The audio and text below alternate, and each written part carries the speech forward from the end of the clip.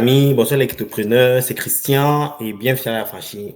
Aujourd'hui, je vais couvrir un sujet qui n'est pas très lié aux crypto-monnaies, mais en passant, ok? Pour les nouvelles personnes qui arrivent au Canada, je vous invite de suivre ma chaîne et surtout de bien vous informer, de bien vous éduquer et d'investir sur certaines crypto-monnaies, surtout le Bitcoin, Ethereum, Solana, du moins des projets à forts fondamentaux, ok? Ça va vous donner une opportunité immense pour préparer votre retour pour le pays. OK? Aujourd'hui, je vais parler de ces nouvelles personnes qui arrivent au Canada. Et en passant, pourquoi j'ai fait cette vidéo aujourd'hui? Parce qu'il y a certaines personnes qui me suivaient ici, qui sont récemment arrivées au Canada. J'en ai rencontré certains. J'ai récupéré certains à l'aéroport. Et ce qui a attiré mon attention pour faire cette vidéo, c'est qu'il y a plusieurs questions qui me viennent et je discute individuellement avec certaines personnes qui veulent des conseils, comment s'intégrer, ce qu'il faut éviter, comment trouver un boulot et autres. Je ne vais pas parler de boulot, je vais parler de la littératie financière aujourd'hui, OK? Parce qu'il y a beaucoup d'erreurs que ces nouveaux arrivants font et il y a même certains qui sont ici depuis presque 20, 30 ans, qui sont dans la merde parce que ces individus ont commis certaines erreurs que je vais énumérer ici. Je vais beaucoup parler de littératie financière, OK? Et surtout, ce qu'il faut éviter. Il n'y a qu'une chose qu'il faut éviter quand vous arrivez au Canada, les cartes de crédit, la dette. Je vais vous expliquer pourquoi, OK?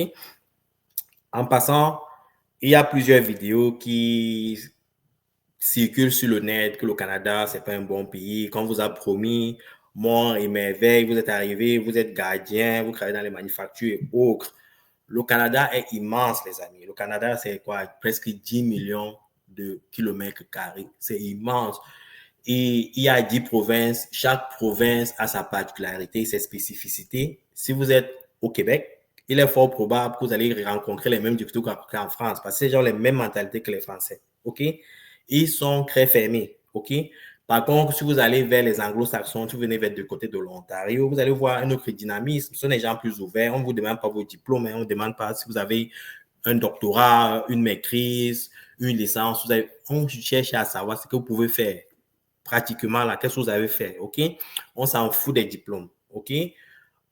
Bon, on s'en fout pas toi-même des diplômes, mais c'est l'expérience professionnelle qui prime sur les diplômes. C'est ce que je voulais vous dire. OK? Donc, si vous êtes du côté du Québec, c'est autre chose. Si vous êtes du côté de l'Alberta, c'est autre chose. Si vous êtes du côté de l'Ontario, c'est totalement autre chose. C'est comme des pays dans le Canada. OK? Chaque province opère de manière indépendante dans le Canada. OK? Donc, c'est quelque chose qu'il faut comprendre. Si vous êtes malheureux au Québec, je suis passé par le Québec, hein.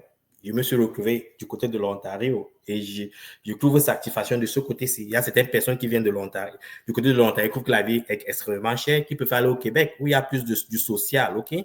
Les daycare des 10 dollars. Il n'y a pas ça ici, pas encore, OK? Donc, c'est une question de choix. Le Canada est immense, vous pouvez faire vos choix. C'est un très bon pays. J'ai fait l'Europe, les gars. Quand je suis arrivé au Canada, je me suis senti à la maison parce que personne ne me rappelait quand est-ce que tu rentres chez toi, tu es là pour combien de temps. Au Danemark, on me disait ça tout le temps. OK? Donc, quand je suis arrivé ici, j'ai vu les Chinois, les Indiens, les Français, les Anglais, les Écossais, les Irlandais, Philippines. C'est le monde entier, c'est un melting pot. Et nous sommes tous des étrangers ici. La raison pour laquelle un individu viendra vous demander quand est-ce que tu rentres chez toi. OK? Nous sommes tous chez nous. Nous sommes tous de passage au Canada. Il y a certains qui viennent, qui font une certaine expérience, certaines années, ils ont leur passeport, ils rentrent dans leur pays. Il y a certains qui viennent après 20 ans, qui peuvent rentrer dans leur pays. Donc, il faut déjà savoir pourquoi vous êtes ici. OK? Donc, pour ceux qui se plaignent là, c'est juste du bruit, à mon avis. Si vous n'êtes pas heureux, s'ils ne sont pas heureux, ils peuvent rentrer. OK? Mais néanmoins, si vous venez d'arriver, c'est un très bon pays. Et ça peut être aussi un enfer si vous vous y prenez mal. OK? Pourquoi si vous vous prenez mal, vous venez peut-être avec votre femme, OK, et que vous croyez que vous êtes toujours en Afrique, elle travaille, vous travaillez, vous croyez qu'elle va aller à la cuisine, après le boulot, faire la cuisine pour vous, vous servir à table. Et non, non, ça ne marche plus comme ça. C'est maintenant une contribution 50-50. Parce que quand elle travaille, elle contribue aussi. Bon, certaines ne le font pas, mais en principe, logiquement, si votre épouse gagne comme la mienne, elle contribue sur certaines dépenses de la maison, les activités des enfants et autres. Ça veut dire que vous devenez des partenaires. Elles ne sont plus dépendantes de vous comme en Afrique.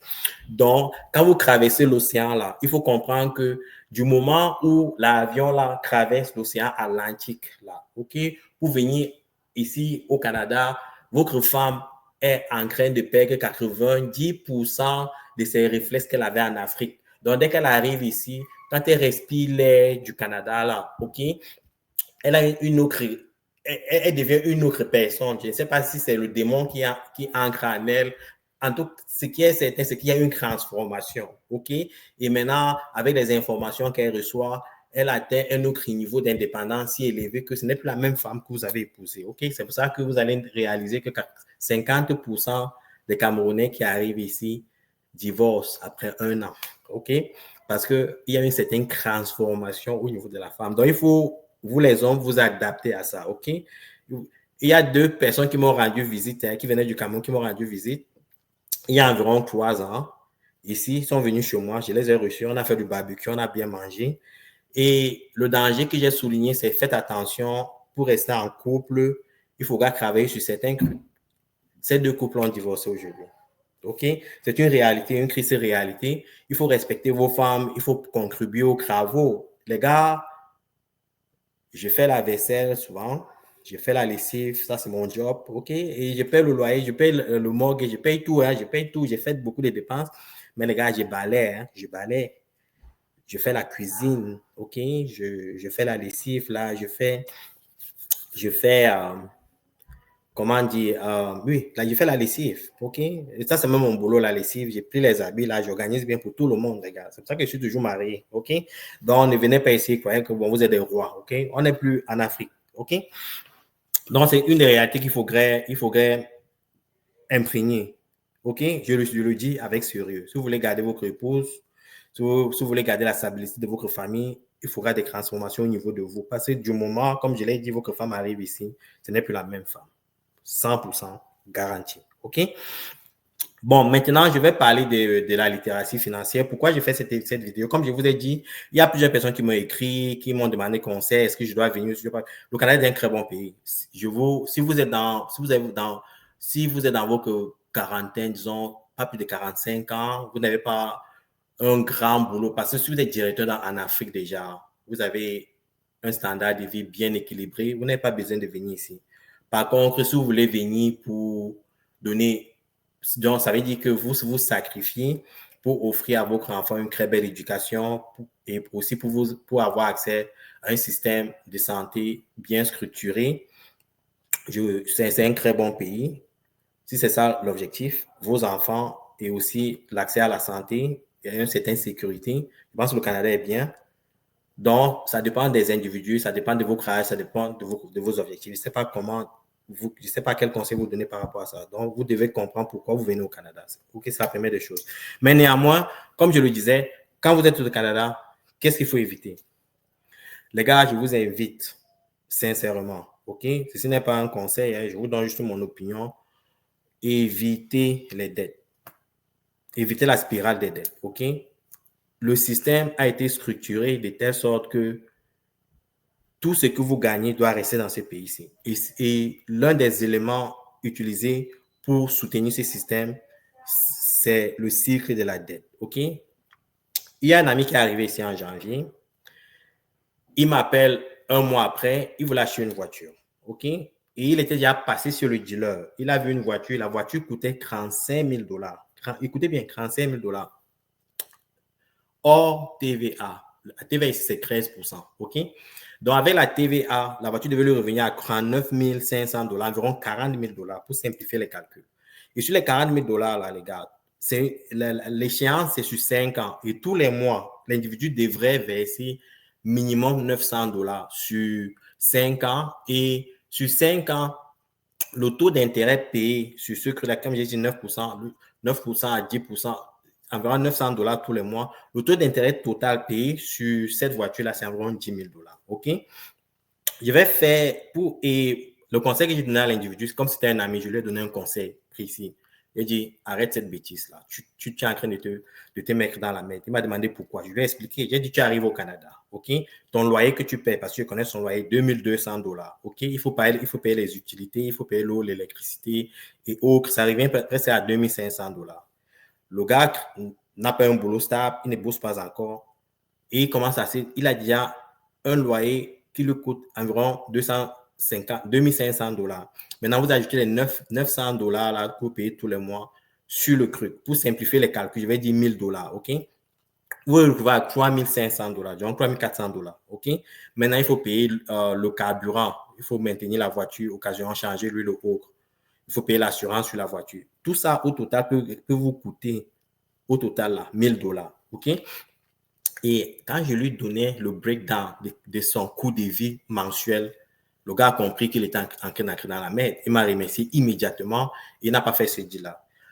Il est important d'avoir le véhicule au Canada. Ce n'est pas un luxe, c'est une nécessité. Parce que vous pouvez trouver des jobs dans des zones un peu éloignées. Il faut y aller. Parce qu'il faut travailler. Vous ne travaillez pas ici, vous allez crever. Pour ceux qui viennent au Canada, si vous venez pour travailler, vous allez travailler. OK? Ça peut ne pas être dans votre domaine. Vous êtes peut-être avocat, vous êtes ingénieur, mais néanmoins, si vous prenez des certifications, vous construisez l'expérience, vous allez trouver dans votre domaine. Ça devient de plus en plus difficile parce que c'est compétitif. Ça n'a rien à voir avec le fait que vous êtes noir. Loin s'en faut. C'est que les Chinois, les Indiens sont très avancés. OK? Ils sont dans une autre planète là. On doit travailler dur pour les catch-up. OK? Donc, quand vous allez dans un entretien, il y a 20 Chinois, 30 Indiens, il y a peut-être 2 Noirs. Vous arrivez là, les gars, la compétition est serrée. C'est un environnement totalement compétitif. Ce n'est pas qui tu connais ou ce n'est pas qui tu sais. Ce n'est pas des relations, c'est la compétence. C'est vrai que plus vous passez le temps, il y a ce qu'on appelle le network, vous créez vos réseaux et à travers vos réseaux, vous trouvez des emplois. Par exemple, ces 10 dernières années, je trouve le boulot à travers mes réseaux, mais je trouve ces emplois parce que je suis devenu extrêmement compétent, les gars. Le gars qui vous parle, je ne veux pas être pareil qu'arrogant. Je suis bon dans ce que je fais, les gars, OK? Donc, à travers les réseaux, vous pouvez trouver les emplois, mais c'est toujours la compétence. On vous recrute parce que vous êtes bon, parce que vous pouvez faire le boulot. OK? Et aussi, avant d'entrer dans les budgets, la littératie financière, il faut aussi comprendre que quand vous arrivez au Canada, je vois des gens venir, ils ont déjà une maîtrise au Cameroun, par exemple, où je viens, je suis d'origine camerounaise, je suis camerounais. OK? Il y a des gens qui viennent de la France avec des diplômes déjà acquis en France, qui viennent un peu avec avec des bagages et qui rentrent encore dans les universités. Ils s'endettent pour faire encore des formations dans des universités, pour faire d'autres maîtrises, d'autres bachelors, pour faire le PhD. Et quand ils sortent, ils se retrouvent avec des dettes de 50 000 dollars. OK? Et les gars, pour payer 50 000 dollars, vous vous dites que payer 50 000 dollars, c'est vous allez trouver un emploi et je vais vous montrer le budget, comment ça devient impossible de payer cette dette-là et comment vous vous retrouvez dans un engrenage qui vous enterre. Pour conclure le niveau des diplômes, prenez des petites certifications. Moi, j'ai fait quoi 6 mois au HEC de Montréal pour apprendre quelques trucs, mais mon diplôme vient du Danemark, les gars. Quand je suis venu, j'ai pu étudier, hein. Je gagne bien, je gagne comme un directeur dans ces pays-ci, je gagne assez bien dans ces pays-ci. Je n'ai pas eu besoin de m'endetter pour aller à l'école. OK, je parle de mon expérience personnelle juste pour vous inspirer, pas pour crâner, loin s'en faut. OK? Bon, maintenant, pour vous montrer pourquoi la dette n'est pas importante, n'est pas bonne, je vais vous partager avec vous cet écran sur le budget. OK? Un instant. All right. OK. Au cours des 5 dernières années, OK, de 2019 à 2024, le Canada a accueilli un nombre croissant d'immigrants provenant d'Afrique. OK? Et d'après Statistique Canada, voici les données qui en ressortent. OK? Le Nigeria de 2000, pardon, un instant. Le Nigeria, par exemple, de Nigeria en 2022, il y a 22 115 Nigériens qui sont arrivés au Canada. En 2023, il y a 17 445, soit 3,7% du total des immigrants qui sont arrivés au Canada. OK? Du Cameroun, en 2023, on a resté 11 685 Camerounais qui ont immigré au Canada. OK? Les Érythréens représentaient environ 10 670 immigrants. Donc, du côté africain, les Camerounais sont les deuxièmes, le pays le plus où les individus immigrés plus au Canada. OK? Et c'est comme on montre ici, évolution de la population née en Afrique au Canada. OK? Les populations canadiennes nées en Afrique également ont connu une croissance significative. OK? 2011, 522 970 personnes. 2016, 689 630 personnes. 2021, 821 735 personnes. Ça, c'est l'évolution de la population née en Afrique au Canada. OK? Des Africains qui sont nés au Canada. OK? Donc, il y a cette population qui ne fait que de croître. Ça veut dire que nous, les immigrants, quand on vient ici, on contribue en quelque sorte à la croissance du Canada. OK?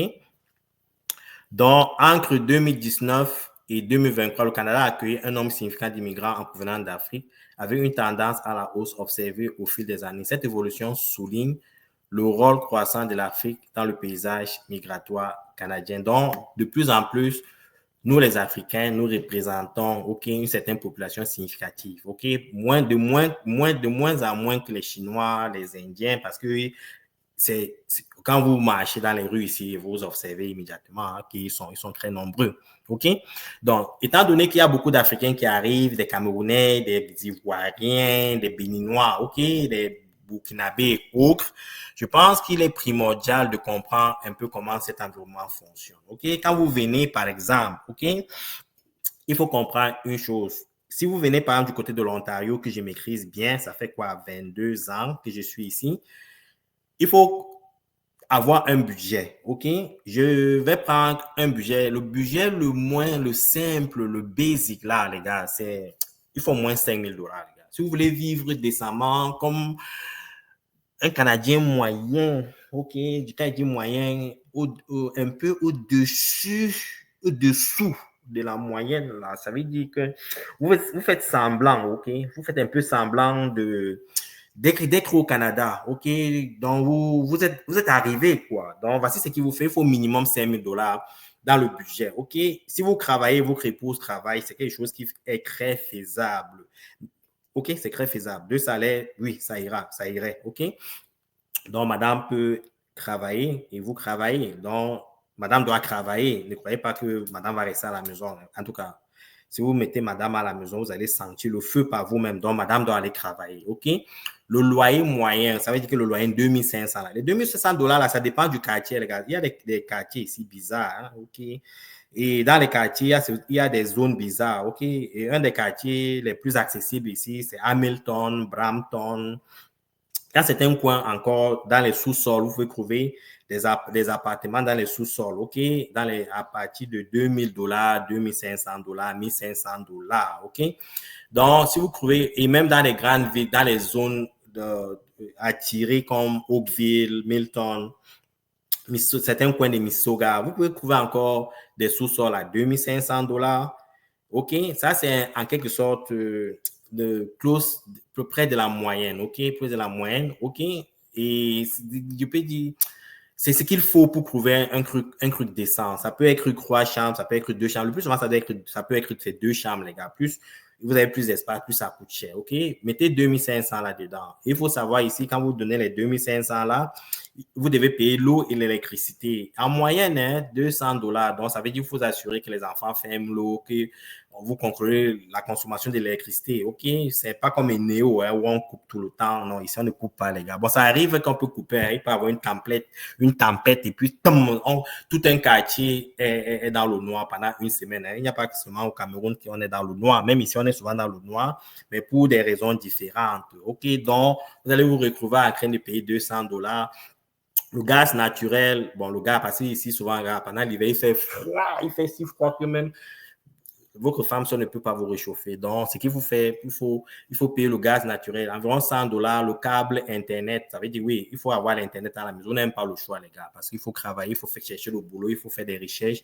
Vous avez besoin d'Internet. Peut-être vous avez un petit câble là pour voir Equinox TV. Vous voyez un peu. Donc c'est un peu ça. Vous pouvez prendre le IPTV. Vous voyez un peu Equinox TV. Vous êtes très content. Vous êtes encore connecté un peu avec l'Afrique, là. Au niveau du transport, les gars, il faut au minimum 500 $, parce que vous allez payer des passes de Go Station, des passes du bus transport public, les gars, c'est environ 500 $ le mois, Et ici, je considère que vous n'avez pas encore de voiture, vous venez d'arriver, vous n'avez pas encore de voiture, vous essayez de vous intégrer, vous observez encore quelle voiture vous devez acheter. Ne faites pas comme mon ami dont j'ai parlé tout à l'heure, vous allez vous chercher une voiture de 35 000 $, 40 000 $, ou payer 900 $. Je vais arriver sur ça et je vais voir comment ça vous écrangle vers la fin, Donc, au niveau de la nourriture, 600 $, bon, ici, c'est pas le plantain, Vous n'allez pas manger le plantain, les patates, l'igname, ok? Vous n'allez pas manger du bon héros bien, avec du poisson bien fumé là. Parce que si vous commencez à penser comme ça va vous coûter plus cher parce que les boutiques africaines ici sont extrêmement chères, les gars. Donc, vous allez vous contenter des pâtes, ok? Du riz, de la sauce tomate, ok? Avec un peu de viande, du poisson et autres, parce que tout est extrêmement cher au Canada en ce moment, ok? Au niveau de du restaurant, les gars, je vous invite, hein, comme je vous ai dit, si vous voulez rester en couple quand vous arrivez, n'oubliez pas de temps en temps d'amener votre épouse au restaurant parce que c'est ça qui crée cette connexion-là, cet amour-là entre vous. OK, elle en a besoin parce qu'elle doit souffler. Après, ça va travailler durement pendant le mois. Il faut au moins la sortir une fois par mois. Il faut le faire. C'est un conseil. Ça, c'est vraiment un conseil que je vous donne. Si vous avez retrouvé à quel perdre 50% de ce que vous avez gagné, OK, vous allez perdre vos enfants. Vous ne voulez pas ça, hein? OK, OK. Les vêtements, les gars, il faut se vêtir. Vous savez qu'ici, nous, on a plusieurs climats. Souvent, il fait froid et vous sortez, vous vous habillez bien subitement, il fait chaud, il faut vous déshabiller encore. Donc, il faut comprendre que le climat varie beaucoup. Il faut garder l'argent pour les vêtements, OK? Le téléphone, les gars, il faut avoir un téléphone, OK? Il faut avoir une souscription de sel, OK? Ce sont des arnaqueurs ici. Le plus souvent, bon, c'est 80 $. Mais au moins, c'est pas comme en Afrique où vous payez par crédit. Ici, quand vous payez 80 $, vous pouvez appeler comme vous voulez partout au Canada, OK? Vous avez même un peu une connexion Internet un peu fiable, OK? Ce n'est pas comme Orange Cameroun qui vous frappe là, OK? Argent pour le plaisir. Oui, il faut vous faire plaisir, les gars. Quand vous travaillez dur toute la semaine, il faut vous faire un petit plaisir. Vous vous arrêter dans un café, prendre un Tim Hortons, souffler un peu, OK? Donc, c'est important. Et pour ça, il faut mettre un budget à côté, même 200 $, ça va aider pour le mois, OK? Vous savez que madame doit toujours rester belle, OK? Les ongles doivent être faits, OK? Donc, vous savez qu'il faut mettre un 100 $ pour elle à côté, OK? Abonnement, bon, abonnement, je pensais à l'Internet et autres. Ça peut être autre type d'abonnement. Moi, j'ai beaucoup d'abonnements qui me partagent. Je ne peux pas partager avec vous. C'est à vous de voir combien ça va vous coûter. Mais pour l'instant, il met zéro parce que quoi pas, vous aurez l'argent pour faire tout ça, OK? Au niveau des divertissements enfants, oui, les gars, ici, ce n'est pas comme en Afrique. Vous sortez, vous envoyez l'enfant, il va jouer avec le voisin, va jouer avec les gars du quartier, il y a le ballon, il y a match ce soir-là. Ça ne fonctionne pas comme ça ici, les gars. Ici, ce sont des petites écoles, des petites académies de foot, OK, où vous mettez vos enfants, que ce soit le tennis, que ce soit la natation et autres. Il y a beaucoup d'activités. Et surtout, mettez vos enfants dans la natation, les gars, parce que c'est que ce n'est pas dans notre culture. C'est que vous allez vous retrouver comme beaucoup d'enfants qui se noient ici quand ils vont dans les anniversaires de leurs frères, de leurs camarades de classe, OK? Les enfants doivent apprendre à nager. Donc, mettez un budget de 100 $. Ça, c'est même indispensable. Ça doit être fait, OK? C'est une nécessité. OK, ne croyez même pas que vous allez vous en partir de ça. OK, donc faites très attention. Si vous aimez la gym comme moi, là, vous aimez faire le sport comme moi, mettez un 20 $ à côté. OK, et on tombe malade ici, les gars. Et souvent, vous savez, il n'y a pas trop le soleil comme chez nous en Afrique où vous sortez la vitamine D avec le bon soleil qui nous tape là, on est très content. Ici, il faut prendre la vitamine D, les gars. C'est que vous allez commencer à avoir l'hypertension et autres. OK, faites très attention. C'est une nécessité. OK, assurance vie, les gars. Il faut penser que si vous n'êtes pas là demain, il faut absolument, que vos enfants puissent continuer à vivre décemment. Donc, il faut souscrire à une assurance vie. OK? Et aussi, en passant de ça, on a le retour au pays natal. C'est un groupe d'assurance bien organisé par les Camerounais. Il faut aussi souscrire à ça. OK? C'est très important. Au cas où quelque chose arrive, votre corps est rapatrié en Afrique sans beaucoup de difficultés. OK? C'est une nécessité. OK? Ici, assurance automobile, j'ai mis zéro. Je vais revenir sur ça parce qu'en ce moment, quand vous n'avez pas encore de véhicule. Et les imprévus, environ 150 $. Il peut y avoir des imprévus, donc il faut avoir ce qu'on a, c'est un petit fonds d'urgence. OK? J'ai mis 150 $. Ça peut être plus, ça peut être 200 $. Ça devait être davantage, un peu plus à mon avis. Donc, vous voyez que 5 000 $ se dépensent facilement en un mois. OK? Ça, c'est si vous n'avez pas de voiture. Maintenant, si vous avez des dettes, OK, souvent vous n'avez plus une carte de crédit pour compenser. Ça veut dire que toutes ces dépenses excèdent en quelque sorte ce que vous gagnez, 5 000 $ parce que le budget se base sur 5 000 $. Vous commencez à entrer dans les cartes de crédit, il faut payer les cartes de crédit. Vous voyez que vous allez vivre dans la spirale des cartes de crédit parce que vous allez dépendre extrêmement des cartes de crédit. Vous vous dites que non, avec le temps, vous allez gagner davantage. C'est vrai, mais plus vous allez gagner, plus vous aurez besoin d'espace, plus ces dépenses vont augmenter. OK? C'est automatique. OK? Bon, maintenant, si vous regardez au niveau d'un individu qui a un véhicule, OK? Maintenant, c'est les mêmes dépenses pour l'électricité, à la seule différence que maintenant, vous avez, euh, vous avez un véhicule. Je pense que c'est ici, d'être sur la voiture, comme j'ai donné tout à l'heure, $900 dans le cas de mon ami. L'assurance automobile, $400 minimum pour ça. Les imprévus, j'ai regardé $150. Vous voyez que, je pense qu'il y a autre chose ici que j'ai mis, un instant. Le transport, c'est maintenant zéro. L'essence, $500. Et maintenant, vous voyez que vous recouvrez à $6,320. OK? Donc, vous avez $5,000, vous recouvrez à $6,320. Qu'est-ce qui se passe en ce moment? Vous devez vous endetter davantage pour couvrir ça. OK?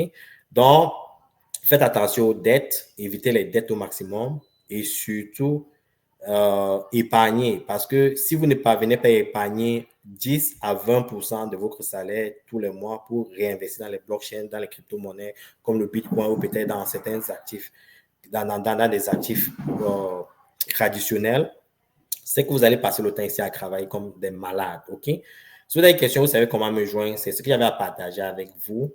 Et surtout, il faut avoir un budget, les amis, et éviter ces pieds ici. Ciao.